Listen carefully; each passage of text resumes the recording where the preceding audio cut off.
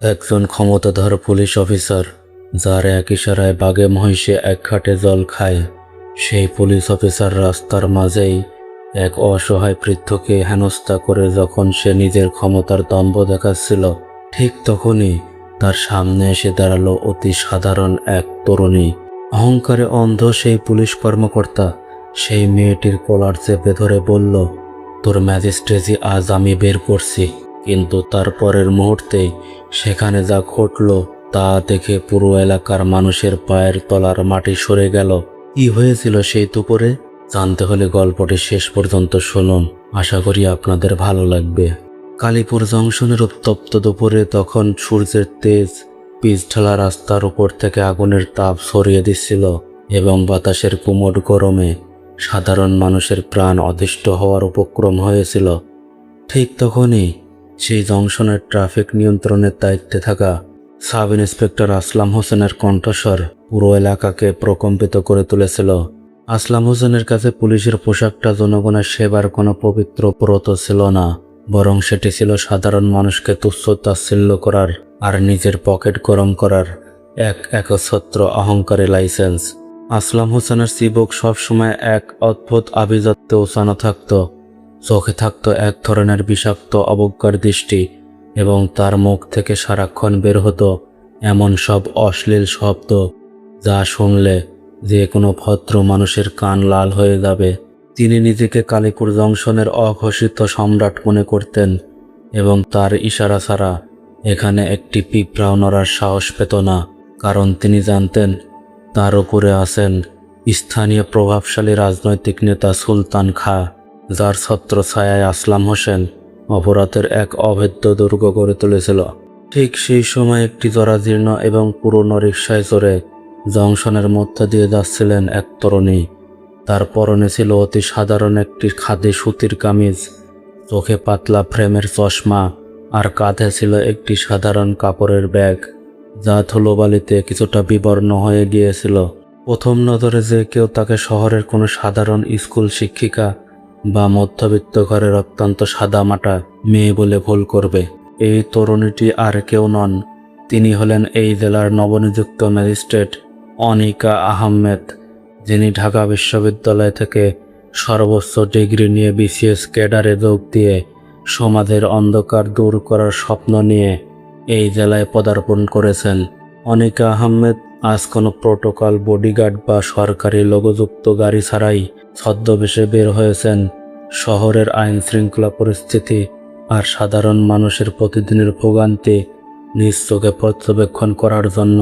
কিন্তু আসলাম হোসেনের মতো ক্ষমতান্ধ পুলিশ অফিসারের কাছে অনিকা ছিলেন স্রেফ একজন সাধারণ মেয়ে মানুষ, যার উপর গলার জোর দেখানো বা ক্ষমতার আস্ফালন করা তার কাছে ছিল স্রেফ এক বিনোদনের মুহূর্ত। এসআই আসলাম হোসেন তখন রাস্তার মাঝখানে দাঁড়িয়ে এক বৃদ্ধ রিকশাওয়ালার কলার চেপে ধরে তাকে অকথ্য ভাষায় গালিগালাজ করছিলেন, কারণ সে বৃদ্ধের রিকশাটি রাস্তা পার হতে মাত্র কয়েক সেকেন্ড দেরি করেছিল এবং তার ফলে আসলামের এক ভিআইপি ক্লায়েন্টের গাড়িকে কিছুক্ষণ দাঁড়িয়ে থাকতে হয়েছিল। বৃদ্ধ রহমত চাচা হাত জোর করে বারবার মাপ চাইছিলেন, তার শীর্ণ দেহটি থরথর করে কাঁপছিল, কিন্তু আসলাম হোসেনের হৃদয়ে দয়ার কোনো লেশমাত্র ছিল না। তিনি তার হাতের ভারী লাঠি দিয়ে রহমত চাচার পিঠে একটি সজোরে আঘাত করলেন এবং চিৎকার করে বললেন, তোর সাহস তো কম না, আমার ইশারা দেওয়ার পরও তুই চাকা ঘুরালি। আজ তোকে থানায় নিয়ে এমন শিক্ষা দেব যে রিক্সা চালানো তো দূরের কথা, উঠে দাঁড়ানোর ক্ষমতাও হারাবি। রহমত চাচার কপাল কেটে গিয়েছিল এবং চারপাশের মানুষ ভয়ে মুখ ঘুরিয়ে নিচ্ছিল, কারণ কেউ এই পুলিশের বিরুদ্ধে কথা বলে নিজের বিপদ ডেকে আনতে চাচ্ছিল না। রিকশার পেছনে বসে থাকা অনিকা আহমেদ এই অমানবিক দৃশ্য দেখে স্থির থাকতে পারলেন না। তার ভেতরের ন্যায় বিচারের তৃষ্ণা তাকে রিকশা থেকে নামতে বাধ্য করল। তিনি রিকশা থেকে নেমে ধীর পায়ে আসলাম হোসেনের সামনে এসে দাঁড়ালেন এবং অত্যন্ত শান্ত কিন্তু বরফের মতো শীতল ও গম্ভীর গলায় বললেন, অফিসার, আপনি এভাবে একজন বয়োজ্যেষ্ঠ মানুষের গায়ে হাত তুলতে পারেন না। উনি তো কোনো বড় ট্রাফিক আইন অমান্য করেননি, আর অপরাধ করলে ওনাকে এভাবে রাস্তার মাঝখানে মারার কোনো আইনি অধিকার রাষ্ট্র আপনাকে দেয়নি। আপনার কাজ মানুষকে সুরক্ষা দেওয়া, আক্রমণ করা নয়। অনিকার এই বলিষ্ঠ প্রতিবাদ যেন আসলাম হোসেনের পুরুষতান্ত্রিক অহংকার আর তার পোশাকের দ্বন্দ্বে এক বিশাল কুটারাঘাত করল। তিনি অনিকার দিকে এক ধরনের পৈশাচিক দৃষ্টিতে তাকিয়ে রিকশার পাশে এসে দাঁড়ালেন এবং দাঁত কিরমির করে বললেন, ওই মেয়ে, বড় বড় নীতি কথা বলতে আসছিস? চিনিস আমি কে? এই কালীপুর জংশনে আমার অনুমতি ছাড়া বাতাসের অণুও নড়ে না। আর তুই আসছিস পুলিশকে আইন শেখাতে? নিজের চরকায় তেল দে, না হলে এমন কেসে ফাঁসাবো যে জেলের ঘানি টানতে টানতে তোর যৌবন শেষ হয়ে যাবে।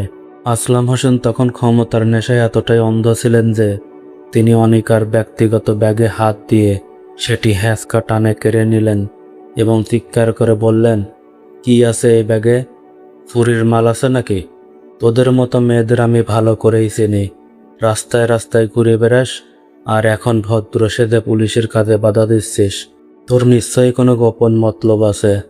আসলাম অনিকার ব্যাগ থেকে বইপত্র আর কলম রাস্তায় ছুঁড়ে ফেলতে লাগলেন এবং অত্যন্ত কুরুচিপূর্ণভাবে হাসতে লাগলেন।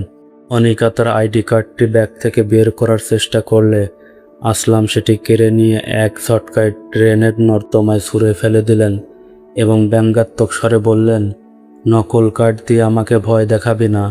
তোকে আজ থানায় নিয়ে ঠিক করতে হবে তোকে কে পাঠিয়েছে।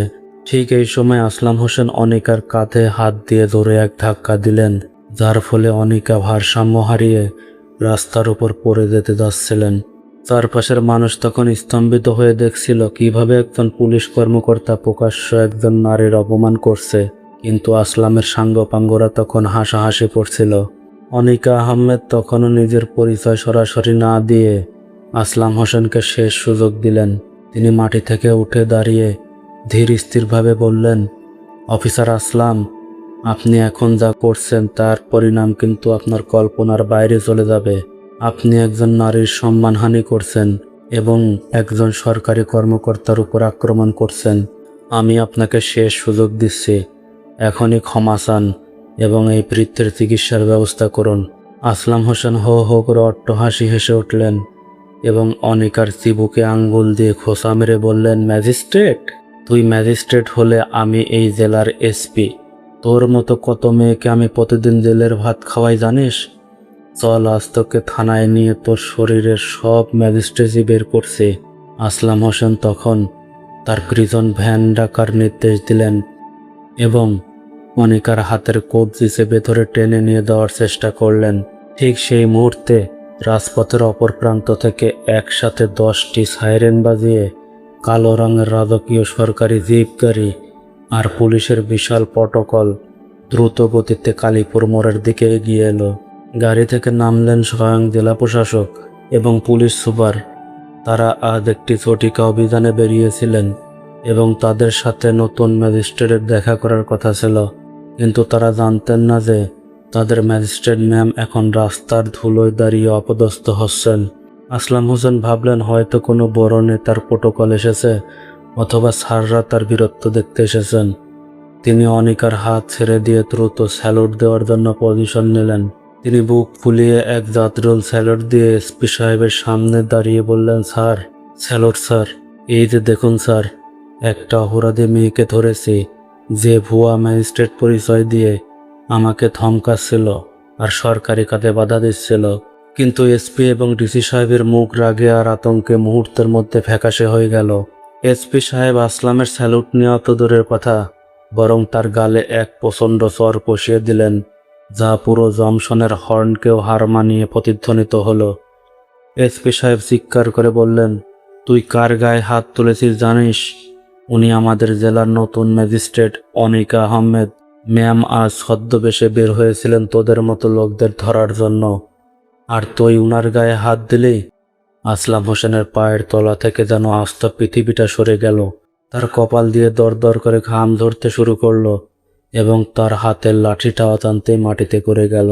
তিনি বুঝতে পারলেন যে আজ তার অন্ধকার সাম্রাজ্যের সূর্য অস্তমিত হতে চলেছে। অনিকা আহমেদ তখন ড্রেন থেকে তার ধুলোমাখা আইডি কার্ডটি এক রিক্সাওয়ালার সাহায্যে উদ্ধার করলেন এবং নিজের চশমাটি ঠিক করে আসলাম হোসেনের দিকে তাকালেন। সেই দৃষ্টিতে কোনো রাগ ছিল না, বরং ছিল এক ভয়ঙ্কর শান্ত স্থিরতা, যা কোনো প্রলয়ের পূর্বাভাস দেয়।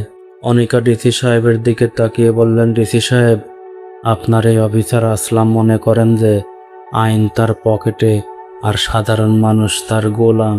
উনি শুধু আমাকে লাঞ্ছিত করেননি, উনি এই বৃদ্ধ রহমত চাচার গায়ে হাত তুলেছেন এবং পুলিশের ক্ষমতার চরম অপব্যবহার করে ইয়াবা প্ল্যান্ট করার হুমকিও দিয়েছেন।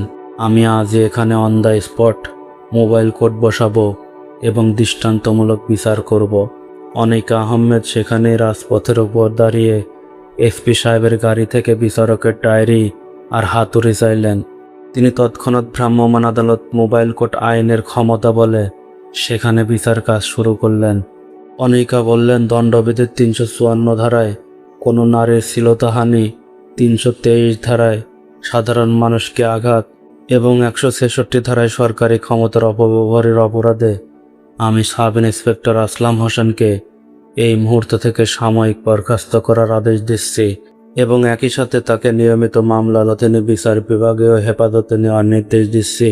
আসলাম তখন অনিকার পায়ে লুটিয়ে পড়ে ডুকরে কাঁদতে লাগলেন। ম্যাম, আমি আপনাকে চিনতে পারিনি, আমাকে মাফ করে দিন, আমার ছোট বাচ্চা আছে। অনিকা আহমেদ রাগী গলায় বললেন, চিনতে পারেননি বলে সাধারণ মানুষের গায়ে হাত তুলবেন? আপনি আপনার পোশাকের অমর্যাদা করেছেন।